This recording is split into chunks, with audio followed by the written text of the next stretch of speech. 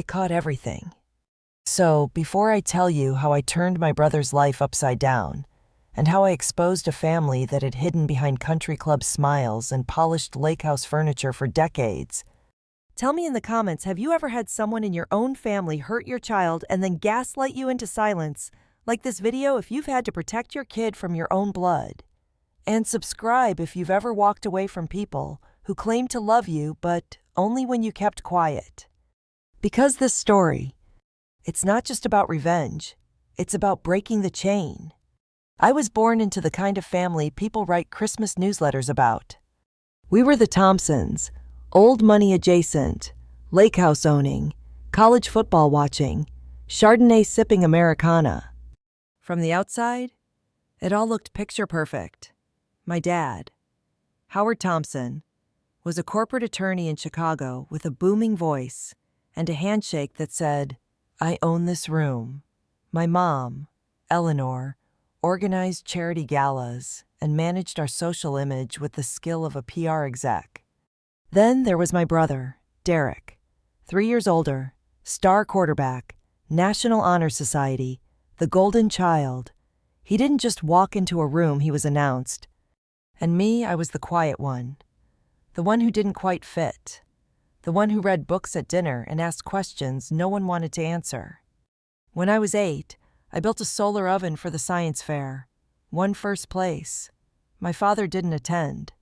My mother patted my head and told me I needed to wear something less masculine for photos.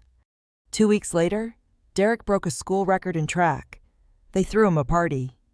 At 12, I overheard my mother say to Aunt Linda, "Audrey just doesn't have that sparkle. You know, I learned early sparkle equals obedience plus charm. I had neither." By 16, I was an expert at shrinking myself. I spoke when spoken to. I smiled when it was expected. And I watched my brother coast through life, cheered on for the bare minimum while I fought for scraps of acknowledgement. I still remember the day I got into Northwestern on a partial scholarship. My father's response, "That's decent. But Derek just landed a summer internship with Goldman Sachs. Isn't that incredible?" He didn't ask how I'd gotten in. Didn't ask about the essays I stayed up writing while working 2 part-time jobs to cover application fees. He never asked anything, really, unless it was to criticize or compare. So when I met Jason, my college boyfriend turned husband, I saw a lifeline. He wasn't flashy. He didn't come from wealth, but he listened. He laughed at my jokes. And when I told him about my childhood, the layers of guilt and invisibility, he said, "You deserve better, all of you." We got married at 20, a small wedding. My family sat stiff and unimpressed. Derek gave a speech that dripped with condescension.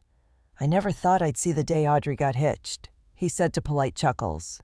Then he turned to Jason. "Good luck, man. You'll need it." I smiled through it. I always did. By 24, I had a daughter, Lily, brown curls like mine, bright blue eyes like her father. The day she was born, I made her a promise. You'll never have to earn your worth. Not in this house. She was everything I'd never been allowed to be: loud, curious, unapologetic. And I swore I would protect that fire in her, even if it meant setting bridges ablaze. But life had other plans. Jason changed, slowly. Then, all at once, the distance, the late nights, the whispers of just a friend named Kara. I confronted. He confessed. We tried therapy. It failed. By the time Lily was 4, we were divorced. And guess what my mother said? "Men don't leave happy homes. Audrey, what did you do to push him away?" I didn't respond. What was the point? Single motherhood hit hard. I worked as an administrative assistant at a mid-level marketing firm in Chicago. I pinched every penny. I skipped meals to afford daycare. And when things got tight, really tight, I called my parents.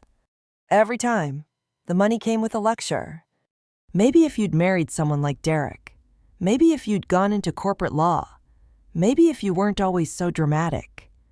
I took it for Lily. Because I still believed naively that she deserved to know her family, that she could have what I never did, a big support system, even if it was messy. So when the annual Thompson family lake house reunion rolled around this year, I hesitated. My best friend Tara looked at me over coffee and said, "Are you seriously going back there?" I shrugged. Lily loves the lake. Tara wasn't convinced. You know they'll find some new way to make you feel like trash, right? I smiled tightly. Let them try.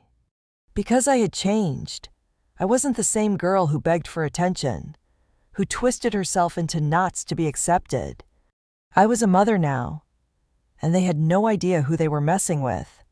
So we packed the car. Lily sang Taylor Swift songs from the back seat. My stomach churned, but I kept the wheel steady. As we pulled into the circular driveway of the lake house, Derek's BMW gleaming beside my rust-speckled Toyota, I whispered to myself, 3 days. You can survive 3 days. I didn't know then that surviving wouldn't be enough, because 24 hours later, Lily would be slapped across the face by my brother, and the rest of the family. They'd call it discipline. But I'd call it what it really was, war. There's this look that never quite leaves a child's face, the one they wear when they realize they're loved differently. Not less. Maybe. But not like the others. I wore that look by the time I was 6. At the Thompson dinner table, I learned early praise was a currency, and I was always bankrupt. If Derek came home with a B+, my dad poured him a glass of sparkling cider and called it early signs of excellence. I came home with an A, my mom would just hum, "You've always been a try-hard, dear. Don't burn yourself out." They weren't monsters. That's the thing about families like mine. They don't hit you. They don't scream. They dismiss. They rewrite the story just enough so you start questioning your own memory.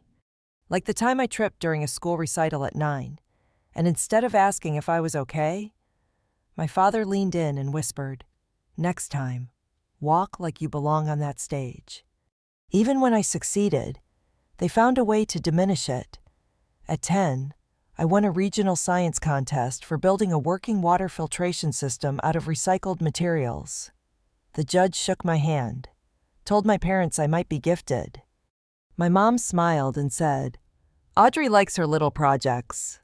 Little projects. Meanwhile, Derek brought home a third-place trophy for a regional football scrimmage, and my dad took him to a steakhouse.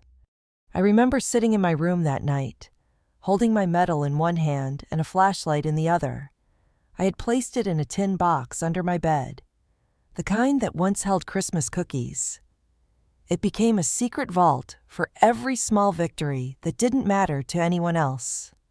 That tin box followed me through life like a quiet, glimmering protest, a private museum of everything they refused to celebrate. By the time I hit middle school, I knew how to disappear, speak softly, don't challenge Derek, don't outshine him even accidentally. One Thanksgiving, I quoted a passage from a book I was reading, something about economic disparity. My dad chuckled and said, "Jesus, Eleanor, she's lecturing now." Derek just looked at me and said, "No one likes a know-it-all, odd." I smiled, pretended it didn't sting, but it always did. When I got my first period, I told my mother quietly in the bathroom, thinking maybe, just maybe, this would be a bonding moment. She sighed and handed me a pad. "Don't let your father know. He's eating." Let that sink in. The message was always the same. You're inconvenient. You're excessive. You're loud in the wrong ways. Derek, on the other hand, was golden. Even when he crashed my dad's car at 17, they called it a learning moment. When I forgot to close the freezer once and some groceries thawed, my father looked me dead in the eye and said, "You're lucky we can afford your mistakes. Others aren't." That comment stuck with me. Still does. It wasn't just the double standard. It was the gaslighting, the way they turned every instance of emotional neglect into my fault. "You're too sensitive. You take everything so personally. Why can't you be more like Derek? He lets things roll off his back." Of course he did.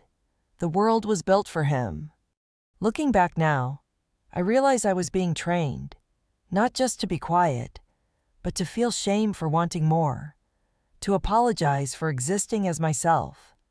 The house itself reflected that dynamic. Derek's room had floor-to-ceiling windows and custom shelving for his sports trophies. Mine had old wallpaper peeling at the edges and a closet that still smelled like mothballs from when it was used as storage. When I was 14, I asked my dad if we could repaint my room. He looked up from his Wall Street Journal and said, "When your grades are perfect, we'll talk." Spoiler, they were perfect. We never talked. And then there was Natalie, Derek's wife. He met her in med school and married her fast. She was warm, articulate, polished in that effortless way that came from generational privilege. She once told me she thought it was so cool that I worked my way through college. "You must be so disciplined," she said, sipping a rosé with perfectly manicured fingers. It wasn't meant to condescend, but it did. Still, I liked her. She never treated me like I was less than, just, foreign. Years later, she told me something I never forgot. It was the night before Lily's second birthday. We were in the kitchen at my parents' house, icing cupcakes while the rest of the family talked business in the living room. Natalie leaned in and said, "I see the way they look at you. It's like they don't know what to do with you." I laughed, but she didn't. She just shook her head slowly and said, "It's not you, it's them." I didn't realize it at the time, but that was the first time anyone had named the problem out loud. The gaslight flickered for just a second, and I saw it. Fast forward to Lily, age 5. She was nothing like me as a child. She danced barefoot in the apartment to Broadway show tunes. She told adults when they were being unfair. She once asked my father at Thanksgiving why he never asked me questions about my work. He blinked, said, "Your mom's job is boring, sweetheart. Derek closes million-dollar deals." Lily looked him dead in the face and said, "Well, she helps people. That's more important." My heart broke and swelled at the same time. And that was when I realized they couldn't touch her, not unless I let them. But I was still letting them in, still dragging her to these events, still hoping they'd change. And I wasn't the only one hoping. 3 weeks before the lake house reunion, Lily found my old tin box while helping me clean out the storage closet. She opened it with reverence, like she'd discovered treasure. Inside were medals, certificates, a photo of me holding a science trophy with my 4th grade teacher. "Why don't you hang these up, Mom?" I paused, couldn't find the words. "Because no one ever asked me to," I said, finally. Lily didn't skip a beat. "I think they're amazing." That was the second crack. The third came at the reunion itself. The slap that was the final blow. The thing that turned the cracks into a collapse. But what happened right after the moment I saw Lily lift her chin and say, "Don't touch me again," was when the foundation began to shift. Because even after everything, after years of being made small, dismissed, reshaped, I had raised a child who could stand up in the moment I never could. And that changed everything. I thought the slap would be the climax. It wasn't. It was just the match. What followed was the fire. The next 10 seconds after Derek's hand struck Lily's cheek moved in slow motion. Her head snapped to the side. There was a stunned silence in the room just for a breath. Then Lily, barely blinking, straightened up. Her voice didn't shake. "Don't touch me again!" The audacity, the clarity in her voice. She didn't scream, didn't cry. She stared my 6'3" brother in the eye like she was the adult in the room. And Derek, he smirked. Actually smirked, like she was just a yappy puppy nipping at his ankle. "Kids today," he muttered. "No respect." I stepped forward, heart thundering, adrenaline buzzing like static through my skin. "Don't you dare," I said, my voice low and sharp. "You lay another hand on my daughter. I swear to God." But before I could finish, my father's voice boomed behind me. Enough, Audrey, don't escalate. She was being rude. Derek corrected her. I turned, slowly. My dad stood by the bar, whiskey in hand, his expression one of tired superiority, like he was explaining adult life to a teenager. Corrected, I hissed. He hit a child. He didn't flinch, just shook his head. Discipline isn't abuse. Maybe if you weren't so sensitive. There it was again. That word, that weaponized word they had used my entire life. Sensitive. As if feeling made you the problem. My mother finally spoke, voice dripping with disappointment. This is exactly why Jason left. Audrey, you make everything dramatic. You can't keep a husband. And now your daughter's picking up your attitude. I should have walked out right then, but I didn't. I looked at Lily. Her cheek was red, not bruised yet, but flushed, glowing with the sting of a man's hand. She looked confused, not scared, not yet. But if I stayed quiet, that would come next. And I had promised her she'd never have to earn her worth like I did. So I knelt down, kissed her forehead, and whispered, "You did nothing wrong." She nodded, fierce and small. And then I stood, turned to the room, and asked calmly, "Who else thinks hitting a 6-year-old is normal?" No one answered. Even Natalie, Derek's wife, wouldn't meet my eye. She shifted in her seat, knuckles white around her wine glass. The room felt like a courtroom, and I was both prosecutor and witness, but no jury. Just walls full of curated photos, a family name etched on the mantel, and a microphone tucked under the dining table recording everything. The fire had started, and I wasn't putting it out. That night, in the guest room, Lily fell asleep curled against me, still warm from her bath. I watched her chest rise and fall, and thought about that tin box back home.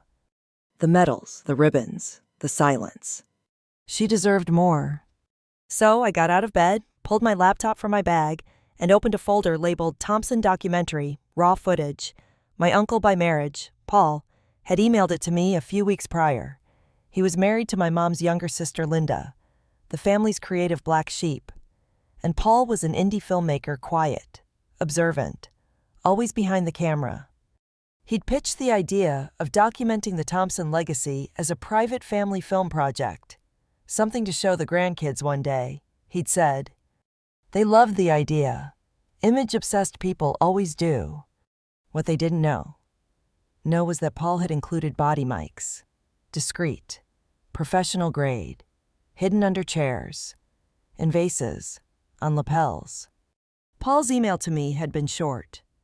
"Keep this, you might need it someday." I hadn't understood then.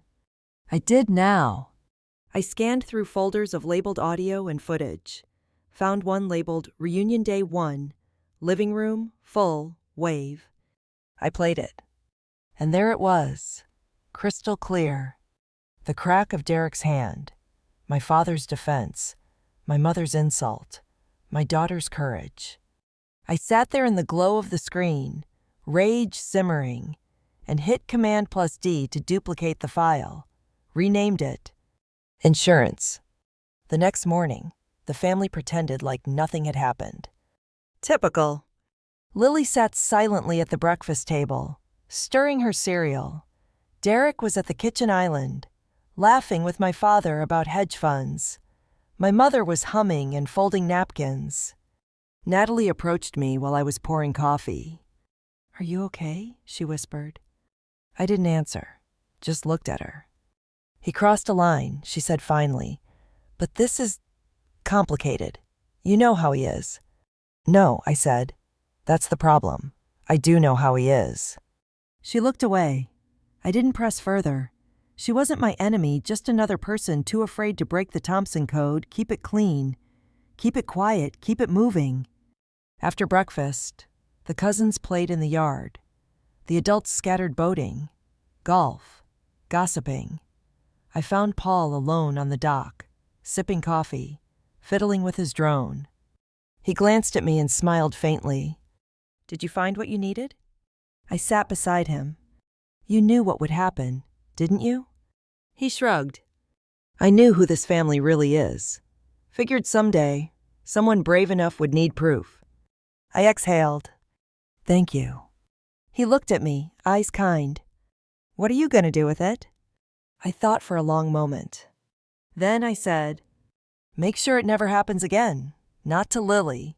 Not to any kid in this family." He nodded. "Then I've got more.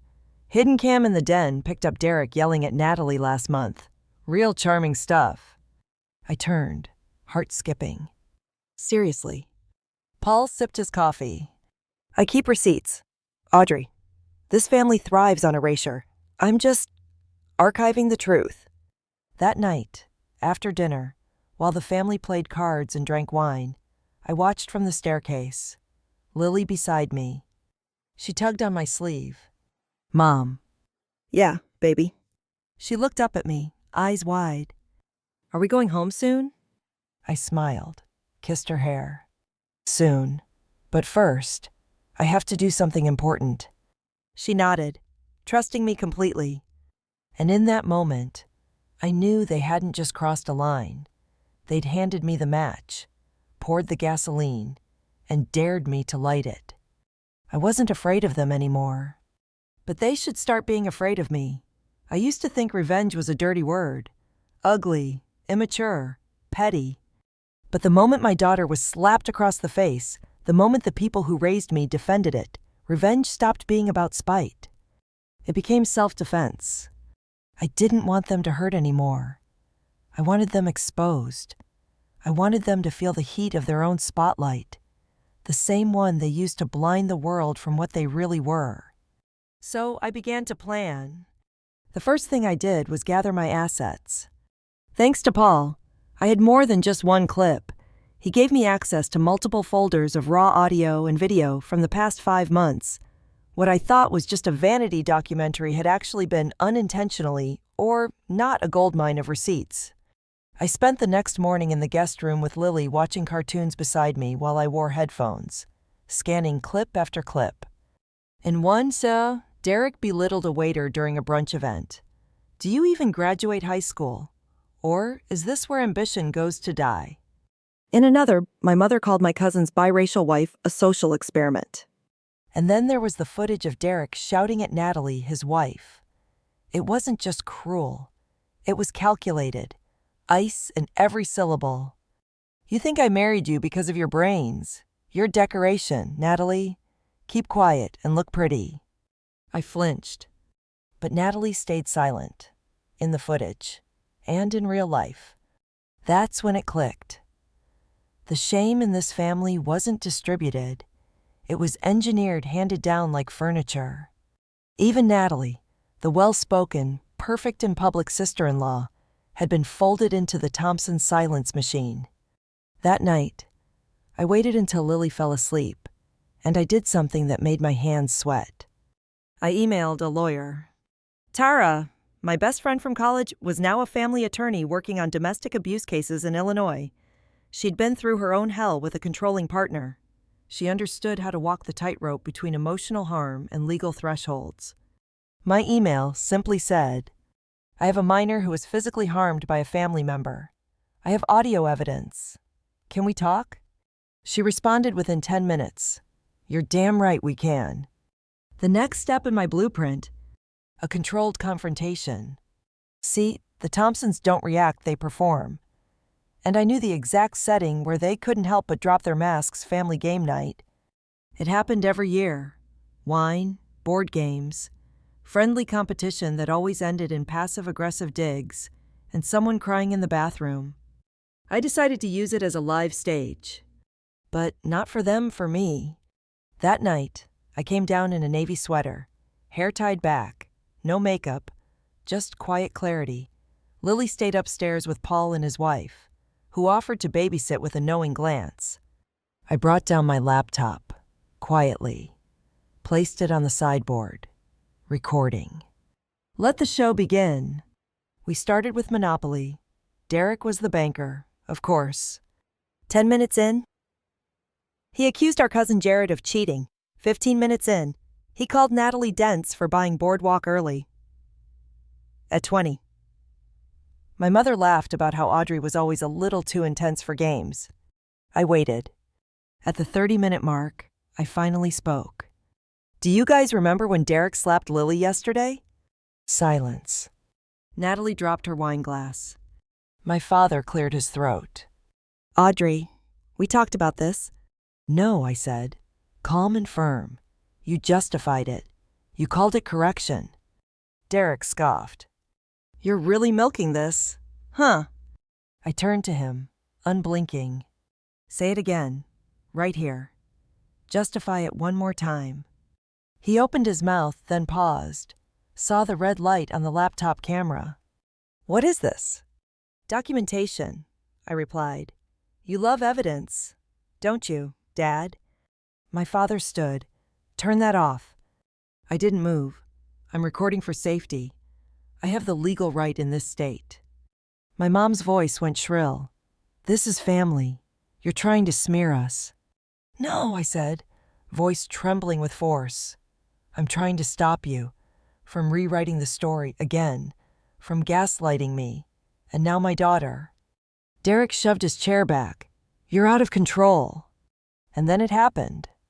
Natalie, soft-spoken, polished Natalie, spoke up. She's not out of control. She's right. Everyone froze. I've seen you yell at our daughter. Derek, she said, standing slowly. I've seen how your parents defend it. I stayed quiet because I thought it was safer. But Audrey's right. This is a sickness, and I'm done protecting it. My mom looked like she'd been slapped. Derek just laughed coldly. You two think you're heroes. You're drama queens. Delusional. I didn't respond. I didn't need to. The camera caught everything. His tone, his contempt, Natalie's eyes welling up, and behind me, Paul recording from the hallway. 2 angles. Perfect coverage. That night, I uploaded the audio of the slap and the post-dinner confrontation to a secure Google Drive, sent it to Tara, along with a summary, and then I wrote an email to the Board of Education, because guess what? Derek was a middle school principal. Let that irony marinate. He was trusted with other people's kids, and he hit mine. The subject line: urgent allegation of child misconduct by administrator, evidence attached. I didn't send it, not yet, but I had it drafted, just in case. The blueprint wasn't about vengeance for its own sake. It was about leverage. Because people like the Thompsons don't feel guilt. They only feel consequences. The next morning, I found Paul in the kitchen, sipping tea and editing on his tablet. He looked up, grinned. Got your angles. You looked like Aaron Brockovich in a cardigan. I smiled, ready to expose them all. He tilted his head. You sure you don't want a softer version? Cut out your mom's line about Jason. Blur Natalie's face. I considered it for half a second. No, I said. If I learned anything this weekend, it's that softness only ever protected them. He nodded. Then let's light the fuse. I thought I knew what would happen when I sent the email. I was wrong. The plan was simple. Send the email, sit back, and wait. Let the consequences catch up with Derek, with my family. Let them feel what it was like to have the truth exposed, to face the destruction they'd spent their lives building around a family name. But the moment I hit send, I could feel the weight of it, the cold reality of what I was about to unleash. The fire I had started didn't just burn the people I intended, it set me ablaze too. I didn't hear from the Board of Education that day, not the next day either. What I did hear, however, was from my mother. It was an hour after I'd sent the email. Audrey, we need to talk. I knew that tone, the one that wasn't asking for a conversation but giving me a command. My mom was never direct. She preferred to play the emotional games, the silent treatments, the manipulations, The way she'd say we need to talk while not saying a damn thing. But this was different. I stared at my phone. The room felt smaller, stifling. I didn't respond immediately. I wanted to, but the seconds ticked by, and I thought about the evidence I had, about what I was ready to risk. Finally, I called her back. "Mom," I asked, voice steady but tight. She picked up, her voice immediately sharp. "You have no idea what you've done." I took a breath, trying to ground myself. "I'm doing what's right. I'm protecting my daughter." Her silence on the other end was more cutting than anything she could have said. Then, she finally spoke. "Do you even care about this family anymore? Do you think anyone is going to believe your side of the story? They'll twist it. Audrey, you'll be the villain." I clenched my fist. The words were familiar, like a chant I'd heard all my life. It was the way they always turned the tables, made me feel like I was the one breaking everything. But this time, the truth wasn't just about me anymore. It was about Lily. "I'm not afraid of being the villain." The line went quiet for a long beat. I could almost hear the gears turning in her head. "You're wrong. You've always been wrong. But you're too stubborn to listen. You'll see. The whole world will see. And you'll regret this." She hung up, and I was left standing in the middle of the storm I had just created. The next morning, I found a message waiting in my inbox. It was from the Board of Education.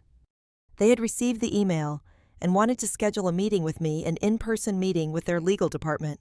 I could feel my heart rate spike, the nerves creeping up my spine like a tightening noose. I knew this was a significant step. This was no longer just about my family.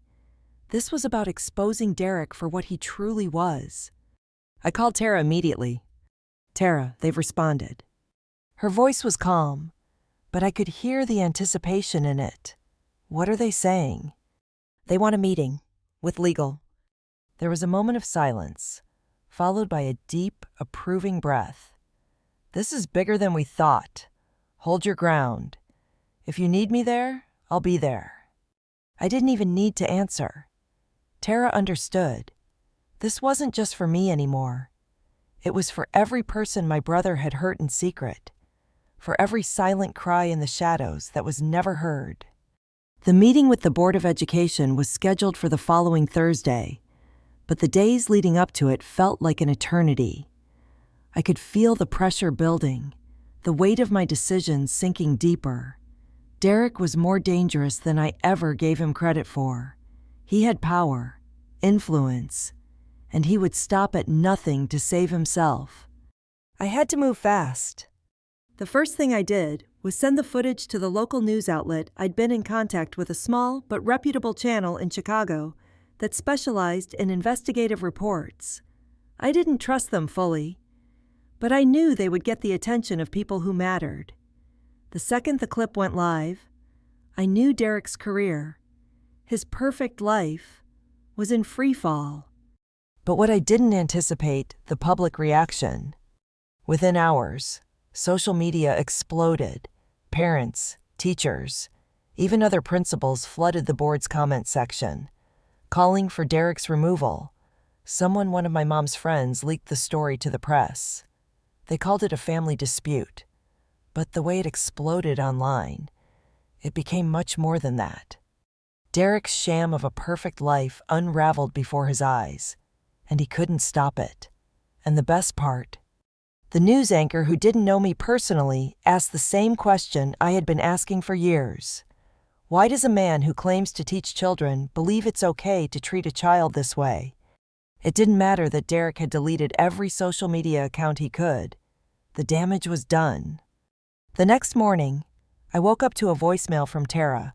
She didn't waste any time. "Audrey, this is escalating fast. The board is in crisis mode. They've called you in early today at 2:00. Are you ready for this?" I sat on the edge of my bed, staring at my phone. The noise from the morning news played faintly in the background, but the sound didn't matter. All I could hear was the echo of Derek's slap ringing in my ears. I had one shot, one chance to set things right, I knew Derek would be fighting, using every trick he had left to discredit me, to make me look crazy. But I wasn't crazy. I was prepared. I took a deep breath. I'm ready. But as the minutes ticked by, I started to feel a tightening in my chest. What if I had miscalculated? What if they came for me instead? At 1:55, my phone rang again. This time, it was my mother, and she didn't wait for me to pick up. "You're making a huge mistake. Audrey, I can't help you this time." My heart raced. "What are you talking about?" "They're going to destroy you. You have no idea what you're up against. You've made a fool of yourself. I warned you." I took a breath, and with steady hands, I pressed end. I had already made my choice. The room was colder than I expected. I had imagined walking into the Board of Education office with fire in my veins, a clear plan in place, and a sense of righteous confidence that would carry me through the meeting. But as I stood outside the polished glass doors, that familiar dread, the kind that had stayed with me since childhood, settled in. Was I making a mistake? I told myself I was doing this for Lily. I was doing it to break the cycle, to show her that she could stand up, be seen, and never be silenced by those who were supposed to protect her. But as the clock ticked closer to 2:00 p.m., the reality of what I was about to do hit me. I wasn't just walking into a meeting, I was walking into a war zone. And I didn't know if I was prepared for the fallout. I walked into the conference room and sat down at the long, dark wooden table. The chair felt too big beneath me, too formal, too corporate. I ran my fingers along the edge of the table. The cold, smooth wood reminded me of the silences in my childhood home. The way the dinner table was more about expectation than connection. Here, though, it felt different. There was no family, just an interrogation. At the head of the table sat a man I didn't recognize, the head of the legal department. His name was Stephen Cross Tall, early 50s, with salt and pepper hair and a suit that said, "I'm in charge," without needing to say a word. His expression was unreadable, like the first page of a book you knew was going to be a long, complicated read. To his left sat Ms. Klein, the Human Resources Director, who had been with the board for years. She was well put together, with a stern but professional air that gave nothing away. Across from them was Derek. Yes, Derek.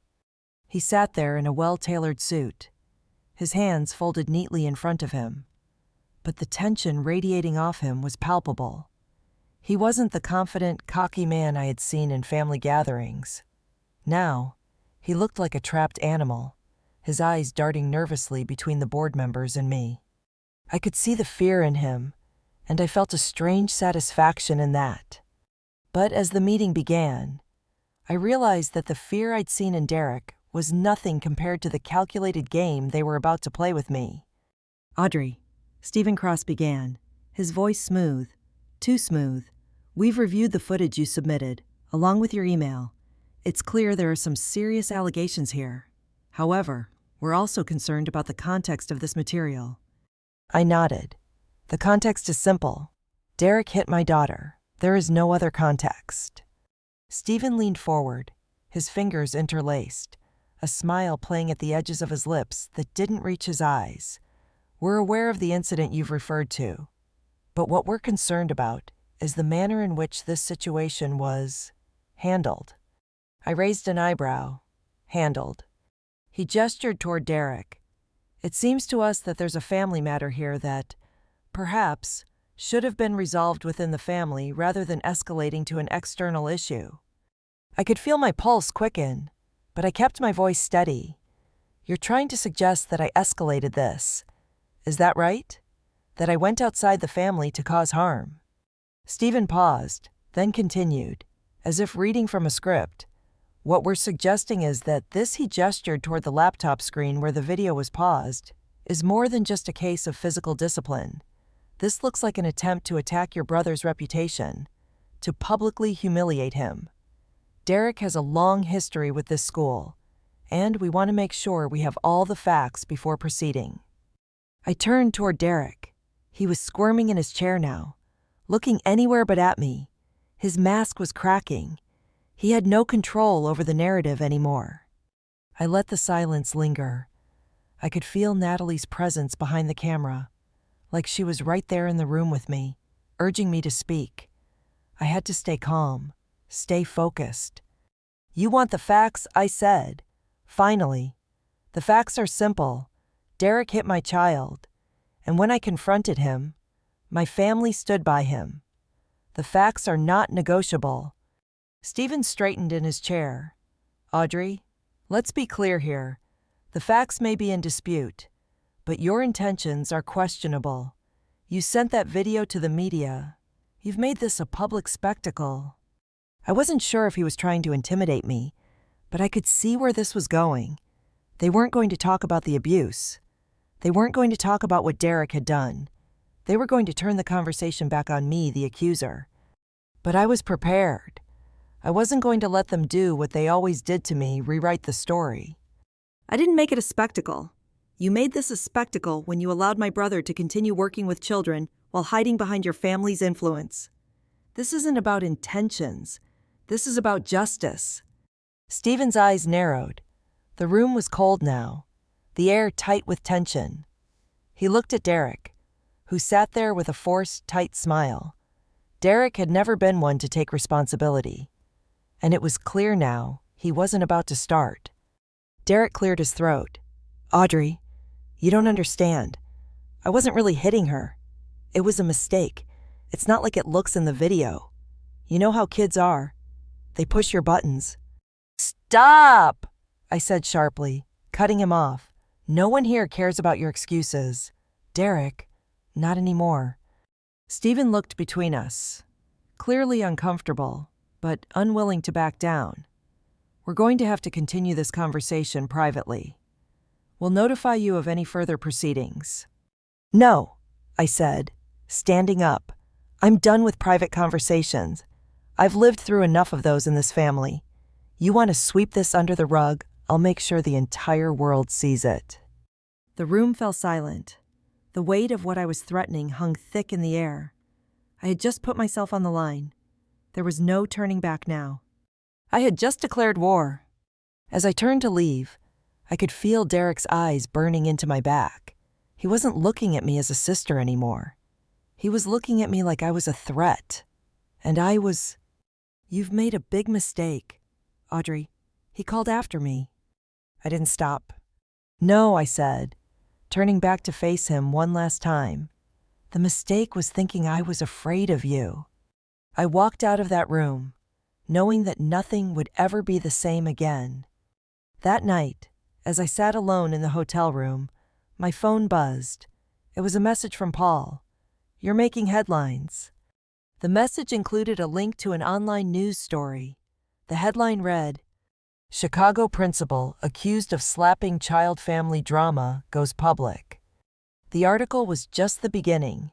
The real war hadn't even started. There's a certain kind of silence you get used to in a family like mine. The kind that happens after a storm, when everyone pretends nothing happened, like the damage can just be wiped away. But this time, there was no silence, no sweeping things under the rug. This time, they knew. I spent the next few days in a haze of phone calls, texts, and meetings. My inbox was flooded with responses from lawyers, news outlets, and the occasional relative who was suddenly too concerned about what had happened. Derek's name was all over the news on TV, in the papers, online. It was a storm, one I couldn't control, but I had never felt more in control. Tara called me every morning. She had connections at the local news station, and she promised me this was only the beginning. People were listening. The truth, finally, was out. "You did the right thing, Audrey," she would say. "You made them see what they did to you. To Lily, they can't hide anymore." But the quiet moments, the ones when I was alone with my thoughts, were harder. Lily didn't ask about Derek. She didn't mention the slap. She just went about her days, her innocence still intact. I wanted to protect that. Protect her from the world I had never been able to shield myself from. I kept the footage stored securely. I had proof now, and I wasn't going to let it go to waste.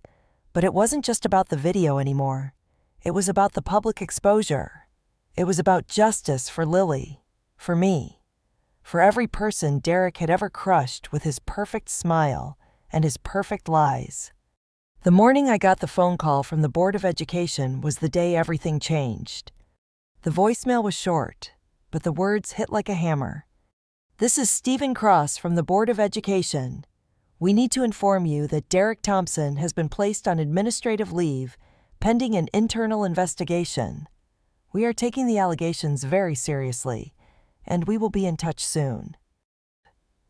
I stared at the screen. My hands were shaking as I replayed the message. Administrative leave. They were finally doing something. It felt like a victory, but I knew it was only the beginning. The real test was still to come. Derek would fight this. He always had. But something shifted in me when I heard that message. I wasn't just waiting for the system to work. I wasn't just sitting back and hoping for justice. I was taking it. I had the power now. Not just the legal power or the media attention, but the power to shift the narrative. And the first step was to make sure Derek couldn't spin it into something else. I made the call to Paul that afternoon. The footage had already been shared, but now I needed to act. He was the only one who knew the depths of Derek's character. The way he had been watching all these years. Paul was the only one who had consistently seen the cracks in the family facade. "Paul," I said, voice steady, "it's time to make sure this doesn't disappear." He was silent for a moment, and then I heard him take a breath. "What are you thinking?" "I'm thinking it's time to make the next step public. Put the footage where it can't be ignored, where people can't just brush it off as a family issue." There was a long pause. Then, softly, he replied, "You sure?" "I'm sure." I had to act. I couldn't let them manipulate this. I had to show people what kind of man Derek really was, not just in my family, but to everyone who had trusted him with their children. The next morning, the full footage went live. Not just the slap, not just the confrontation, but everything. The conversations that had never been meant for anyone's ears. The true face of Derek Thompson, stripped of the polished suit and the smirk he used to hide behind. It didn't take long for the fallout to start. News stations picked it up. Social media exploded with hashtags. Parents and teachers, even students, started coming forward. It wasn't just about the slap anymore. It was about a pattern of behavior, a man who had built his career on the backs of people he had manipulated, belittled, and hurt. The video became a symbol, not just of one moment of abuse, but of a culture of silence that had allowed him to thrive unchecked. But the best part, Derek didn't get the chance to play the victim. He tried, though. He called in sick for the first 2 days of his suspension. When he returned to the office, it was under a cloud of controversy. The Board of Education had no choice but to investigate further, to suspend him indefinitely while they reviewed his actions. They were forced to act because of what I had done, and I felt a satisfaction in that, a sense of power I had never had before. But even with Derek under investigation, I knew this wasn't over, not by a long shot. The phone rang again a week later. I was sitting at my desk, sorting through emails when I saw Tara's name on the caller ID. Her voice was urgent, tight with excitement. "Audrey, they're making a move. The board's getting ready to dismiss Derek officially, but his lawyer's planning to fight this. It's gonna get messy." I felt a cold knot settle in my stomach. The fight wasn't over. Not yet. "What do we do?" I asked, trying to keep my voice even. "We push harder. You keep the pressure on. The more you push, the harder it is for them to back out. The footage, the public opinion, it's all on your side now. They can't pretend this isn't real. I leaned back in my chair, looking out the window. I'm not stopping until he's gone. Not just from the school. I'm taking this as far as it needs to go. Tara's voice softened, but there was a steel edge to it. Then we're in this together. You have everything you need. Don't let them make you doubt yourself. And I didn't. I wasn't going to stop. As the next few days passed, the pressure built. I knew Derek had to be scrambling. His perfect life, his career, his image, they were slipping through his fingers. But now, as I watched the investigation unfold, I realized something the more I watched him squirm. The more I saw the real Derek emerge. The man who hid behind the family man mask. The man who had been allowed to hurt others for so long, because no one dared to call him out. But now, it was my turn, and I was done playing by their rules. I was ready to see this through to the end. Story 2. My name is Heather Whitmore. I'm 32 years old, and at exactly 2:15 in the morning, my phone lit up with the kind of urgency that only follows a family scandal or a financial meltdown. 89 missed calls. By sunrise, 4 voicemails, all from people who had spent the previous afternoon deciding I wasn't a good fit for the family direction anymore. And all I texted back was, "I'm respecting your decision. Accordingly, I've stepped away from the Whitmore Legacy Fund." That sentence might have cost them everything.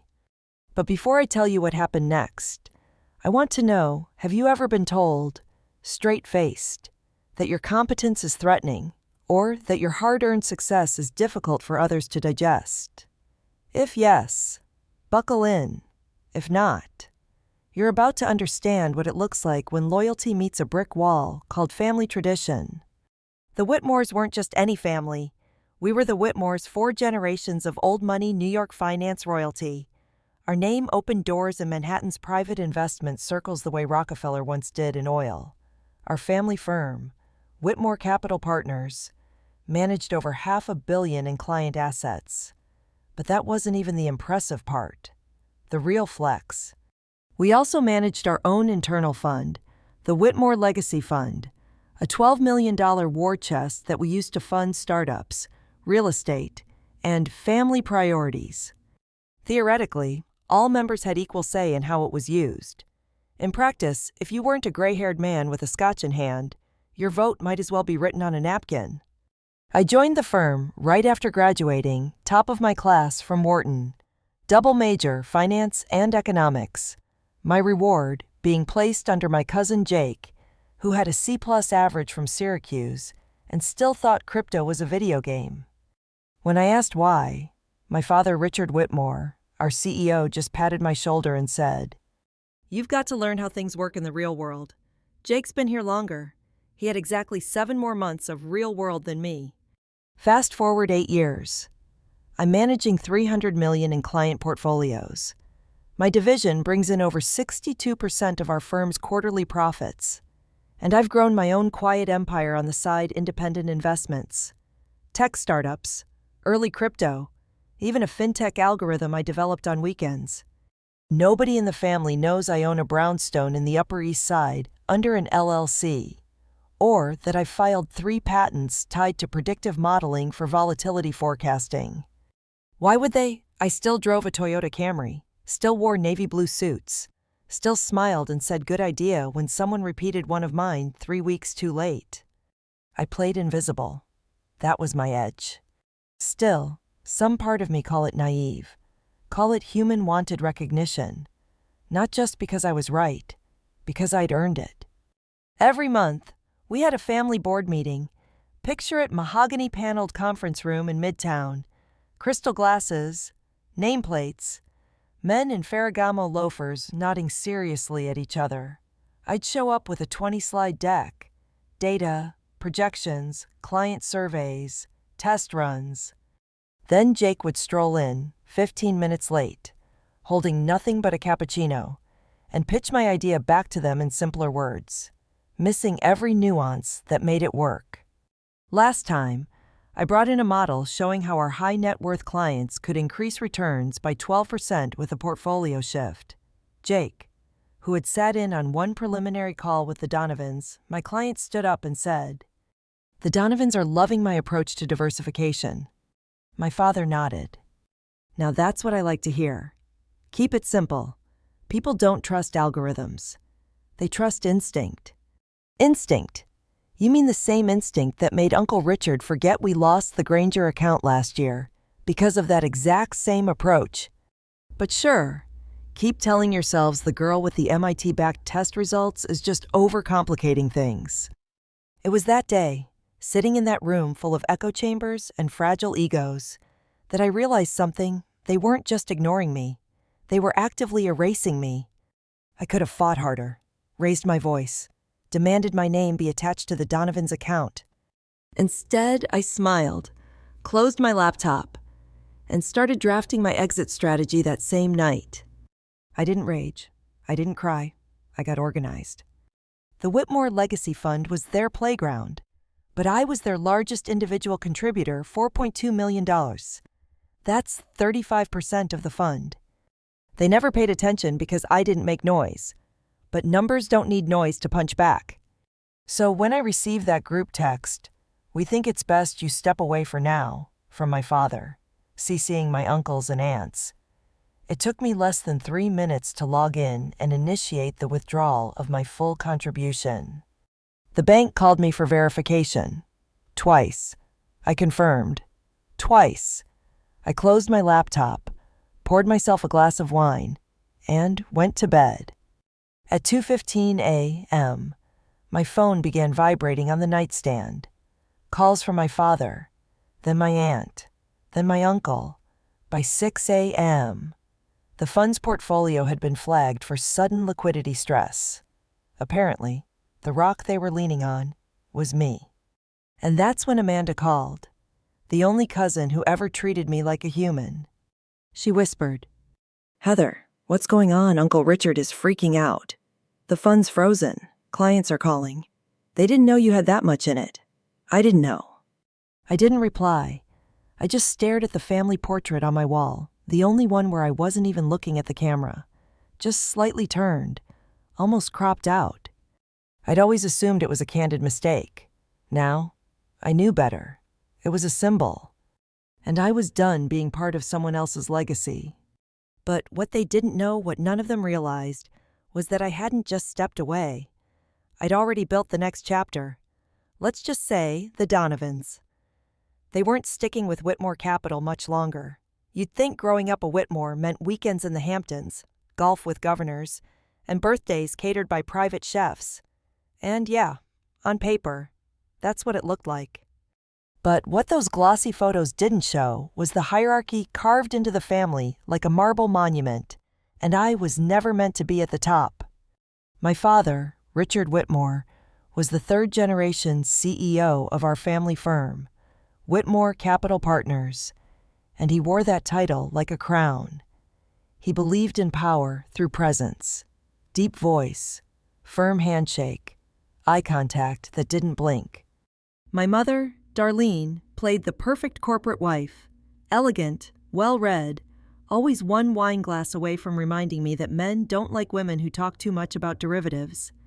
It was the kind of family where charm could cover cruelty, where dinner parties sealed million-dollar deals, and where your value came down to how publicly you reflected the family's brand. I learned early on that being smart wasn't enough. It had to be the right kind of smart. Not the kind that asked too many questions. Not the kind that challenged how things have always been. Definitely not the kind that outperformed your male cousin by triple digits and made him look expendable. I was always a little intense, a bit too sharp. Whenever I spoke up in meetings, someone would gently suggest I simplify the language. My uncle once told me my presentations gave him a headache. "Can't you just tell us the bottom line? You always talk like you're trying to prove something." But no one seemed to care what I was proving. Meanwhile, Jake the golden boy in a slightly wrinkled Brooks Brothers shirt was praised for showing up on time with a pen. He was slick, always networking, always looping Dad into conversations to make it seem like a team effort. I'd spend weeks building investor decks, running simulations, pressure testing risk models. Jake would skim them once, rephrase 3 buzzwords, and pitch them at board dinners like they were his own. Nobody blinked. Especially not my father. He'd lean back, swirl his whiskey, and say something like, "Now that's a Whitmore mind at work." It was like watching a bad play, over and over, only I was the understudy paying for the props. The injustice wasn't always loud. Sometimes it was quiet, paper cut deep. Like the time I presented a strategy that brought the Westfield portfolio from a 2% return to 14% in 1 quarter. They called it reckless. Said I overstepped. Jake reintroduced that exact strategy 6 months later, minus the part that actually made it work, and they approved it unanimously. I remember sitting in that boardroom, blinking slowly as applause broke out for a plan that could tank client trust. It wasn't just patronizing. It was dangerous. And then there was the painting. In our Midtown office lobby hung a massive oil portrait titled Founder's Legacy. My grandfather, his brothers, my dad, my uncles all lined up in 3-piece suits, stock tickers in the background, American flags just slightly out of frame. A newer version was commissioned for the firm's anniversary. This one included the next generation. Jake stood front and center. Amanda, my cousin who worked in ESG compliance, was off to the side, blurry. And me, I was standing just outside the edge of the frame. You could barely see half my shoulder. It was poetic, really. That's how they saw me. Present, but not counted. The only person who ever acknowledged it was Amanda. She invited me out for lunch one day, some vegan place in Soho she loved. Halfway through sipping ginger lemonade, she leaned in and whispered, "They do it to me too. I don't bring in money, so I'm wallpaper. You do, which makes you dangerous. You make them feel replaceable." I looked at her, stunned. It was the first time anyone in the family had said it out loud. "So what do?" I asked. She smiled gently. "Start taking up space. Quietly. They won't see it until it's too late." That stuck with me. So I started carving out my own territory. I met with startup founders at 7 a.m. breakfasts before heading to the Whitmore office. I invested in fintech infrastructure, AI-based credit scoring systems, and even helped build a SaaS platform that now services 3 regional banks. I hired my own team lean, loyal, locked under NDAs. We operated out of my brownstone's basement. I called it Whitmore West, just to amuse myself. By the time I was 32, my personal portfolio was worth over $17 million. None of it touched Whitmore Capital's books. Not 1 cent. Not 1 trace. And still, I showed up to work every day. Still smiled at my uncles. Still presented at meetings. Still pretended not to notice when Jake took credit for my numbers. Still nodded when my mom leaned in after meetings to say, "Sweetheart, maybe tone down the math a little. Let the men speak first. It's more graceful." Graceful I was managing 9 times the assets Jake was. But sure, I should sit back and let him shine. The final straw came during last month's quarterly meeting. I had prepped a new strategy tailored to high net worth clients under 45, a fast-growing segment that wanted ESG options and tech-integrated dashboards. Jake arrived late, said he was just wrapping up with the Donovans. They were my clients. I'd onboarded them, built a 5-year plan, closed their deal after 2 months of courting. Jake had sat in on one call. Suddenly, he was their point of contact. My father beamed at him. "That's what we're talking about, real relationship building." Then he turned to me. "Heather, give us your numbers, but keep it practical." I opened my deck. Slide 1 results, Slide 2 projections, Slide 3 the full pilot test with Westfield 14% ROI. Uncle Richard grunted. "This is all too technical. It's not our style." My Aunt Patricia nodded like a bobblehead. "Clients just want reliability, dear. Not all these complicated formulas." I looked around the table. These were the same people who cashed six-figure bonuses based on my exact strategies. But the moment my name was attached, it was too much. I closed my laptop, slowly, no words, just a cold burn spreading from my chest to the pit of my stomach. That night, I walked through the Midtown office alone, stopped in front of the portrait, stared at my own ghosted silhouette. That's when I knew they would never see me as an heir, just a liability with opinions. The next morning, I called my attorney, asked her to double-check that all my LLCs were watertight, made sure the patents were secure, reviewed which client contracts were under my personal advisement, not the firm's. It was time. But I wasn't going to slam the door. I was going to pull the rug. Slow, quiet, devastating. 3 days after that meeting, the one where Jake swaggered into the boardroom and walked out wearing my work like it was a hand-tailored suit, I sat across from my accountant in a quiet corner of a members-only workspace in Tribeca. We didn't say much. She didn't need the backstory. She had my numbers. "You've been meticulous," she said, flipping through the last page of the binder. "All entities are clean. LLCs are separate. Investments are self-governed. If this goes nuclear, they can't touch a dime." I just nodded, my throat tight with a kind of quiet resolve. It was the same feeling I'd had once in college, right before I dove off the 10-meter platform at Penn, your stomach folding in on itself, your brain screaming you're insane, and your spine going, do it anyway. The Whitmores built a kingdom on inheritance, handshakes, and legacy. I was going to bring it to its knees with compliance, contracts, and math. Let me explain how that worked. First, I withdrew the $4.2 million I'd contributed to the Whitmore Legacy Fund. Not a partial withdrawal, all of it. That alone triggered 2 alerts. One to the fund administrator, one to the bank's private wealth division. But that was just the first domino. Because here's what they forgot. The family fund was leveraged. Multiple assets were collateralized based on the full fund value. My 35% stake disappearing overnight. That set off a chain reaction across 4 loans, including one for the firm's upcoming Manhattan expansion. By the time Jake and my father noticed, it was already too late. Let's rewind for a second, though, because I want you to understand what it actually felt like viscerally to pull that trigger. I remember the air in my brownstone that night. It was cold, still, the kind of still that makes you feel like the whole world is holding its breath with you. My hand hovered over the confirm transfer button like I was defusing a bomb. And in a way, only this time, I was the bomb. When I clicked it, I felt a surge, not joy, not revenge, relief, like I had finally exhaled after holding my breath for 8 years. Within 24 hours, I received a voicemail from my father. "Heather, we need to talk. Now. This isn't the way we handle things. Call me back immediately."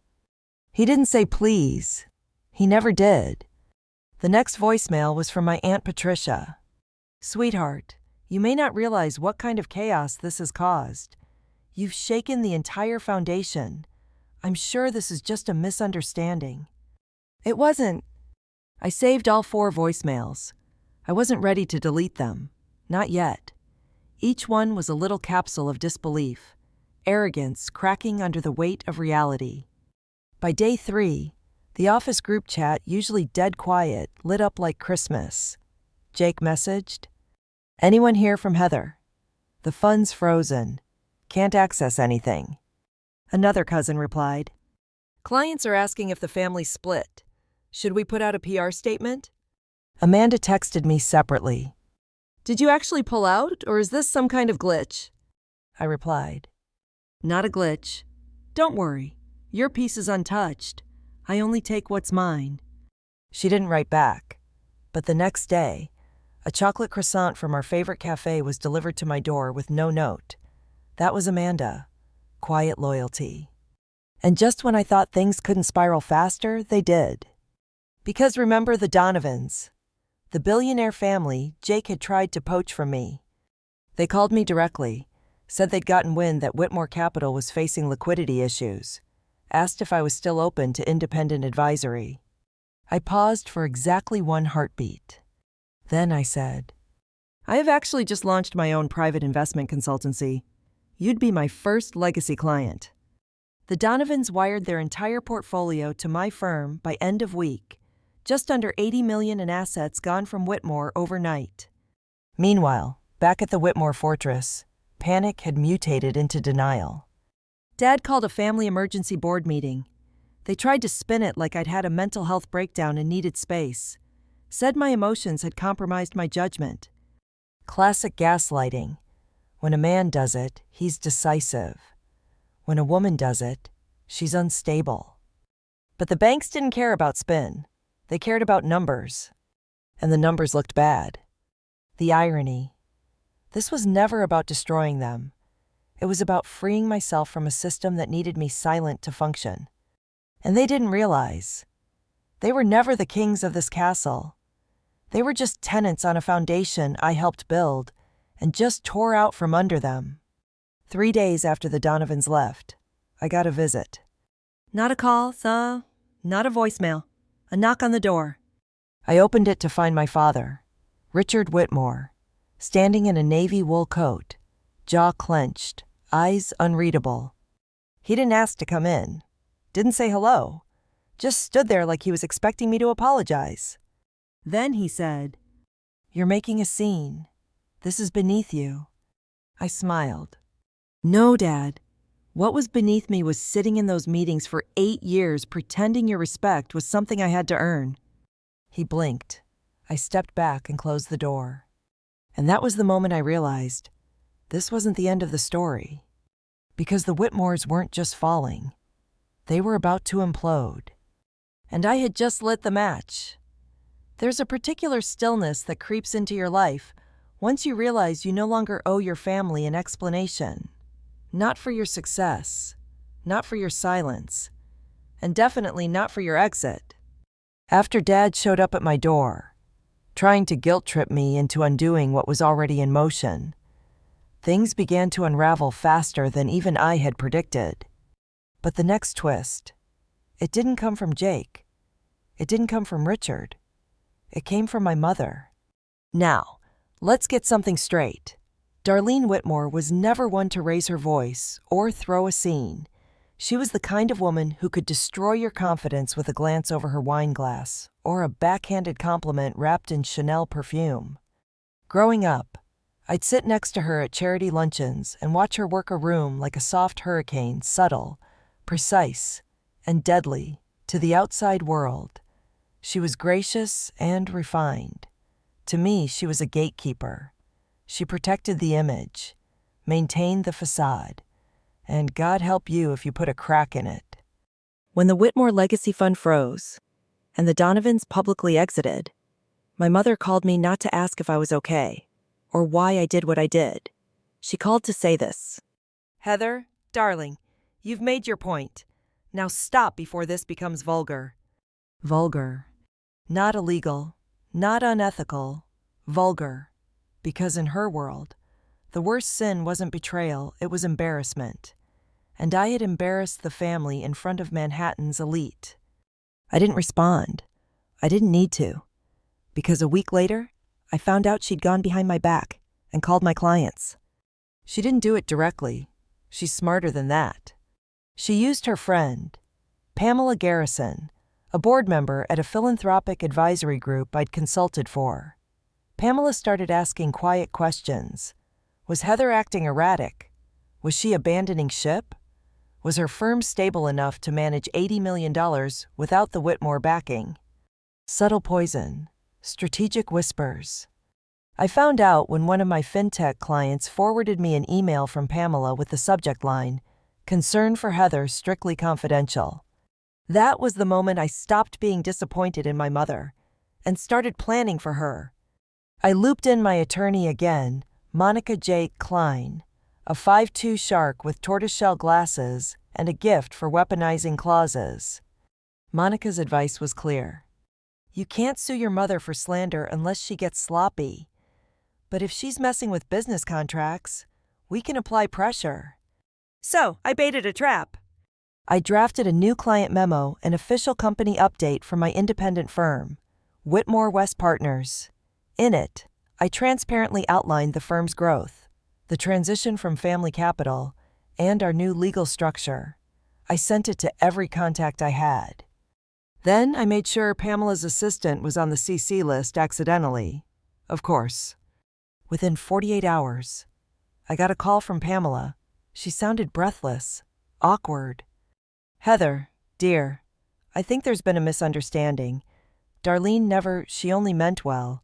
She was concerned you were overwhelmed." I smiled into the phone. "Oh, I understand perfectly. Pamela, I hope your board appreciates clarity. I've attached our audit from Deloitte. Let them know I'm happy to answer any questions directly." Silence. Then a forced laugh. Of course. We all respect how driven you are. Exactly. But here's where it got worse. That same week, I learned Mom had scheduled a private meeting with Amanda, my one ally in the family. She invited her to brunch. No warning. Just a reservation at their usual country club. With a note. "We need to talk about Heather. Family first." Amanda told me afterward that the entire conversation was laced with concern. Not about me as a person, but about whether Amanda wanted to be caught in the crossfire if things got legal. My mother dangled a promotion, a seat on the family foundation, influence. Amanda played it cool, smiled politely, said she'd think about it. Then she came straight to me. We sat in my kitchen that night, 2 glasses of bourbon between us, and she just said, "She's trying to isolate you, gaslight the people still on your side." I stared at the wall for a long moment, the same wall that had that family portrait, the one where my face was barely in the frame. It was time to remove the frame entirely. I activated phase 2 of my plan. This wasn't just about money now. It was about removing the myth of the Whitmore legacy, exposing what was behind the curtain. Step 1. I contacted 3 former analysts who had left Whitmore Capital over the last 5 years, each one quietly pushed out for not fitting the culture. You know what that means: too female, too brown, too loud, too honest. I offered them consulting roles at my firm, gave them the resources they never had under Whitmore. One of them, Zara, showed me internal reports she had saved, reports that flagged inconsistencies in Jake's reporting, inflated numbers, missing cost disclosures, all smoothed over by Uncle Charles in compliance. They'd buried it before, but now it could breathe. Amanda helped me build a timeline. We drafted a dossier, not for court yet, but for leverage. Because you don't beat the old money elite in courtrooms. You beat them in rooms they no longer get invited into. We leaked parts of the report anonymously to select industry contacts. Let the rumors start circulating that Whitmore Capital's internal practices were dated, risky, possibly misrepresenting investor performance. By the time my father caught on, 2 smaller partners had already frozen new allocations. And that's when the family turned on itself. I heard from Amanda that Uncle Charles blamed Jake for exposing the fund. Jake blamed me for weaponizing loyalty. My mother blamed Amanda for choosing sides. And Richard. He blamed everyone but himself. Classic. But I wasn't done. Because the real twist, the family hadn't just underestimated me. They didn't even know what else I was holding. The storm wasn't just coming, it was already here. I had no illusions about what I was doing. Pulling out $4.2 million from the Whitmore Legacy Fund wasn't just a transaction. It was a declaration. A battle cry in a war I hadn't even asked to fight. But once I made that move, the game was in motion. The consequences were out of my hands. I had stepped into the abyss. And now, it was about to swallow them whole. 3 days after I leaked the dossier, the family was in full panic mode. My father called me again, this time frantic. His voice cracked in a way I hadn't heard since I was a child. "Heather, this has gone too far. You're jeopardizing everything. I built this empire for you, for all of us." I let him speak, letting the words roll off me like water from a duck's back. I didn't need to answer. He knew I wasn't coming back. There was nothing left for me in his world. The world I helped create, but was never allowed to own. I walked into Whitmore Capital for the first time in a month. The glass doors felt like they were closing in on me as I entered the lobby. The low hum of conversations grinding against my nerves. The employees didn't look up, didn't seem to notice my presence. It was always like this. You know? Always existing in the background. Always the invisible hand in the machine that everyone relied on. But no one ever bothered to ask how I felt about it. I walked past the receptionist without saying a word, my heels clicking sharply on the marble floor. This wasn't a visit anymore. This was a reckoning. Inside the conference room, my father, Jake, and my uncles were gathered. The air was thick with tension. You could feel the pressure in the room, a kind of collective anxiety that had taken root after the chaos of the last few days. Jake didn't even look at me when I walked in. His face was drawn, eyes bloodshot. I had no intention of playing nice anymore, not when everything had already been taken from me. "You're playing a dangerous game, Heather," Richard finally said, his voice low, controlled, but edged with panic. "This is bigger than you. You're about to ruin everything." "For what? For some petty score you're trying to settle?" I glanced at him, my eyes cold. "I'm not ruining anything. I'm finally pulling the curtain back on a house of cards you built out of lies." Jake's face twitched, but he didn't dare speak. My father glared at him, and I could see the power shift in the room. This was no longer about me. It was about the legacy, the Whitmore name. Hey. I dropped a folder onto the table, watching it slide slowly towards my father. Inside, there was a timeline, a history of the Whitmore Legacy Fund, but not the one they'd shown the public. No, this one had all the receipts. I'd made sure of it. Every unethical deal, every hidden fee, every misreported investment, every single thing they'd tried to cover up to maintain their golden image. "You think the Donovans were the only ones you lost?" I said, voice sharp, eyes trained on my father. "I'm going to make sure the rest of your investors know exactly what kind of mess you've been running." A tense silence. I could hear the beat of my heart pounding in my ears. No one moved. Jake finally spoke, his voice dripping with forced calmness.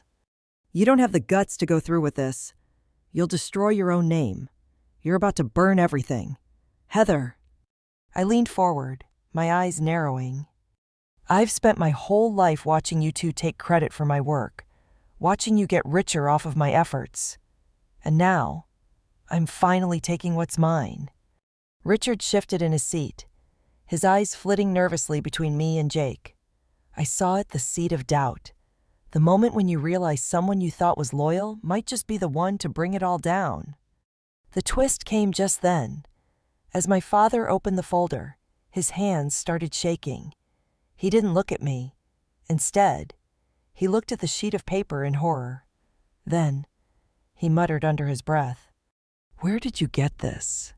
It was the internal audit report from the last 6 months, the one they thought was safely hidden in the vault, the one that detailed everything, how they'd overestimated returns, underreported losses, and falsely inflated asset values to give the appearance of growth.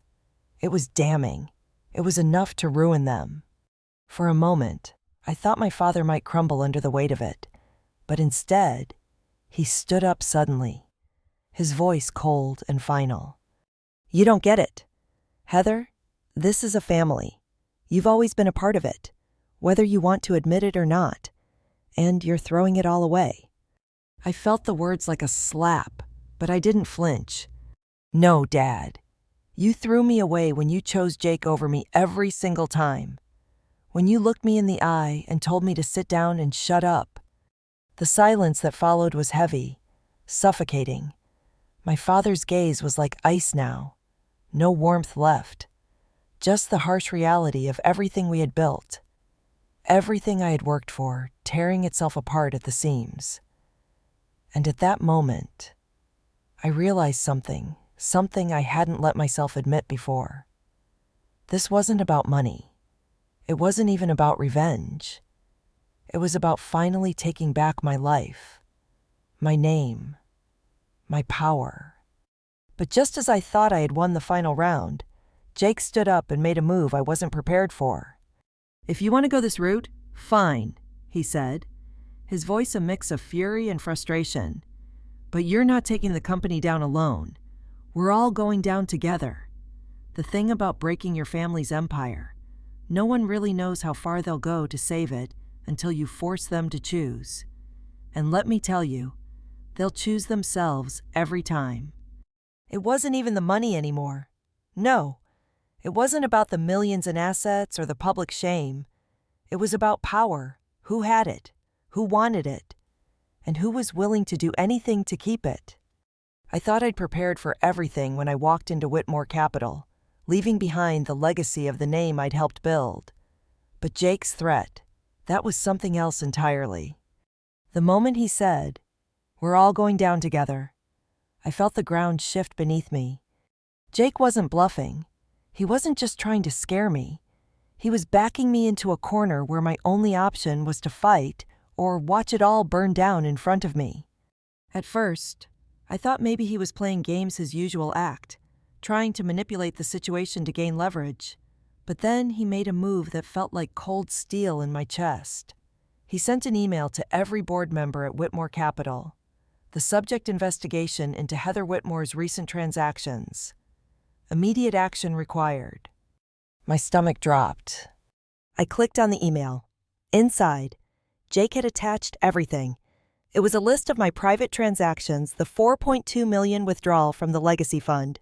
Yes, but also every other investment I'd made in the last 2 years. It wasn't just about money, it was about me creating an independent financial identity, an identity that now threatened his. The content of that email. It was brilliant. He had framed me as a risk to the firm's integrity. The memo painted me as someone who had taken advantage of my position to move funds without authorization, creating a liquidity risk that could cause public panic. He wasn't just accusing me of financial mismanagement, he was suggesting I'd orchestrated a corporate heist. And the worst part, he was right. The numbers I had moved had raised alarms at the bank. It wasn't just Jake who was trying to protect the legacy anymore. Now, the entire firm had their eyes on me. I called Monica, my attorney. She was calm on the surface, but I could hear the tension in her voice when I explained what had happened. "Heather, yes. This is worse than we thought. If Jake's taken this to the board, they're going to file a formal inquiry, and that could turn into an SEC investigation. You're in a public fight now. No more quiet exit." I took a deep breath. I had never been one to shy away from conflict, but this was a whole new level. The stakes were higher than I had anticipated, and it wasn't just about saving my business anymore. It was about protecting everything I had built outside of Whitmore Capital. By the end of the day, my inbox was flooded. Emails from clients, messages from investors, one from Amanda. "I know what's happening. I don't want to be in the middle of this, but if you need backup, I'm with you. Just say the word." I didn't respond. I didn't need her in this. If this blew up, I was going to have to do it on my own. I'd already made my first move. I called the bank. I needed to buy time to delay the audit. And then I took another step. I leaked an anonymous tip to the press about Whitmore Capital's financial practices. Not enough to be a full scandal, but enough to stir the pot. I made sure to mention a few inconsistencies in the quarterly reports stuff that, if pushed, could easily become a public relations nightmare.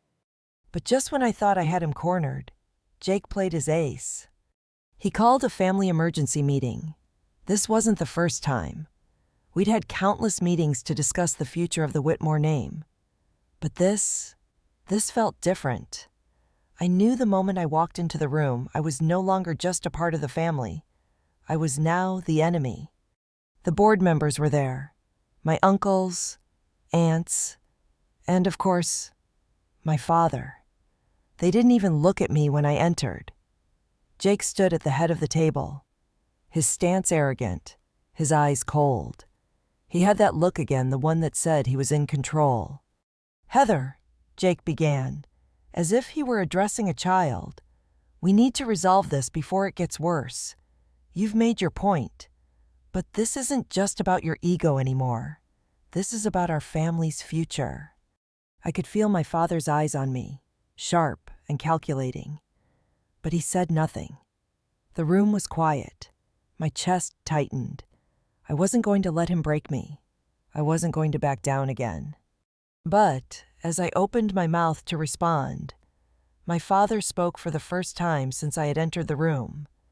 His voice was barely above a whisper, but it carried enough weight to crush any remaining hope I had left. "Heather, you've chosen your path. We've done everything we could. But it seems you've decided to destroy everything we've worked for. This is no longer about the money. This is about principle." I swallowed hard. The accusation hung in the air like a noose. I knew what he was doing. He was pushing me to react, pushing me to make the wrong move so that he could claim the moral high ground. But I wasn't going to give him the satisfaction. That was the moment everything shifted. Jake had underestimated me. He thought I was just playing a petty game. He thought I was trying to avenge a wrong. But I wasn't just avenging anything. I was changing the game. And they weren't going to know what hit them. Then, as if to punctuate everything, my phone buzzed. It was a text from Monica. "The SEC just called. They're investigating the report you filed, and they've issued a subpoena for Whitmore Capital." I could hear the chaos starting to unfold. This wasn't just a battle for control anymore. It was a war.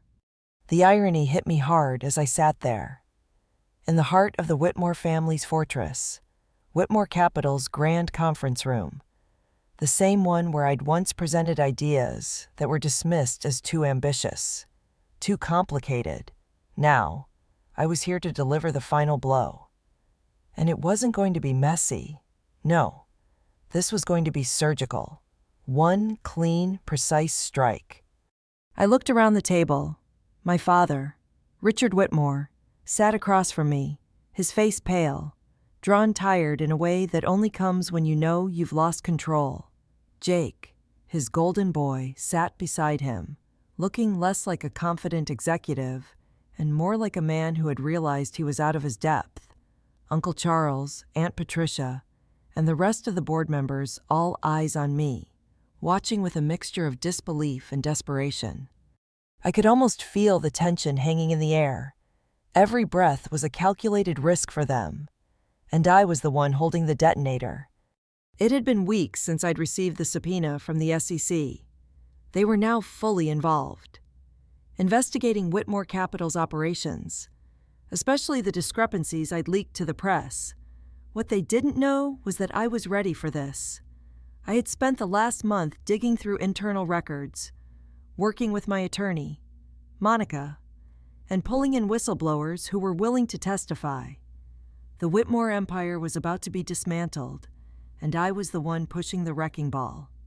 I stood up, slow, deliberate. The room went silent. No one dared to speak.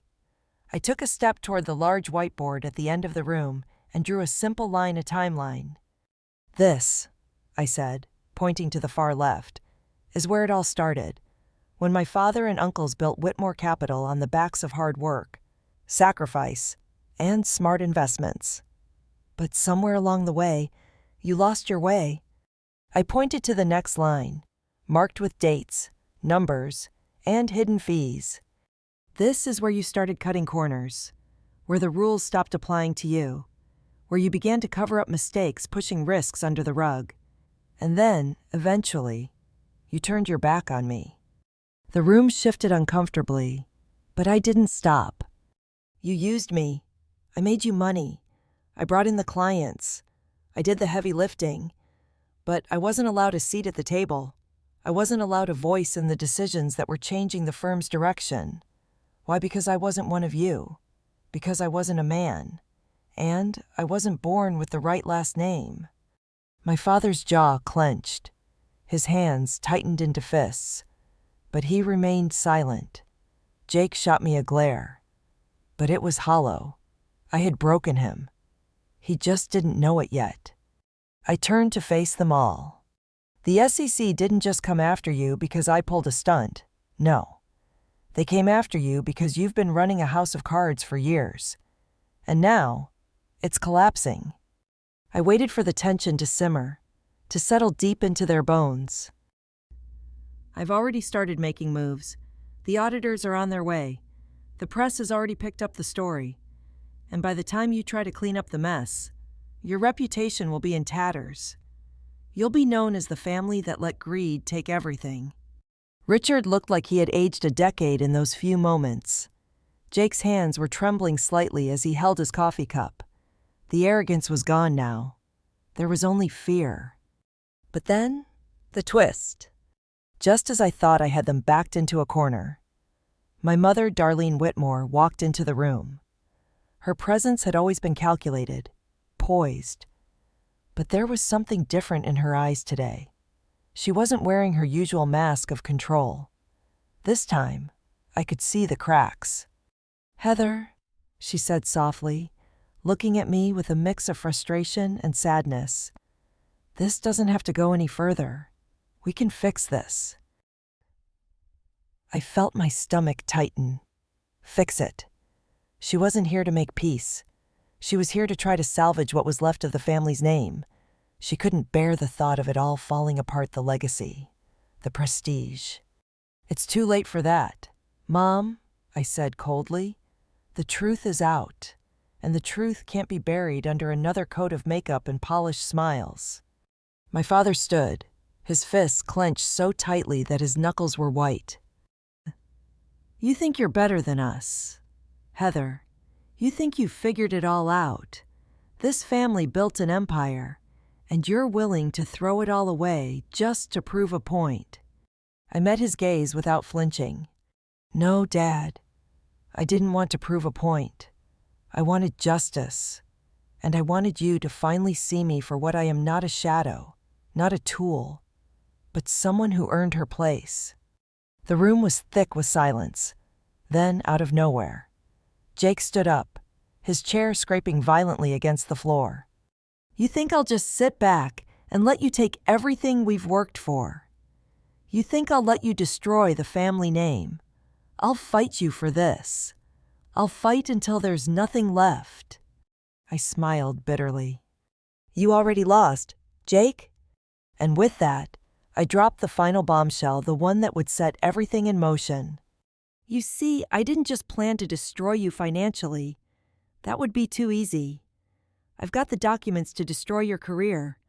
The ones showing that you've been using insider information and engaging in illegal trades. It's all on record, Jake. And when the SEC gets their hands on it, you won't just lose the company. You'll lose everything." Jake's face went pale. He looked at my father, who seemed to deflate. There was no coming back from this. The weight of the moment hit me. I had done it. The Whitmore empire, everything they built, was in ruins. I walked toward the door, slowly, making sure every step echoed. "You'll never understand, will you?" I said, turning back one last time. "You never thought I could do it. But I did. I took back what was mine." And as I stepped out of the conference room for the last time, I felt a surge of relief, of power. It wasn't a victory. It was freedom. Freedom from the lies. Freedom from the manipulation. Freedom to finally live on my own terms. But the real question is, who wins when the dust settles? And who's left standing when the empire falls? Thank you for watching. Please hit like, share your thoughts in the comments. And don't forget to subscribe. You won't want to miss what's coming next.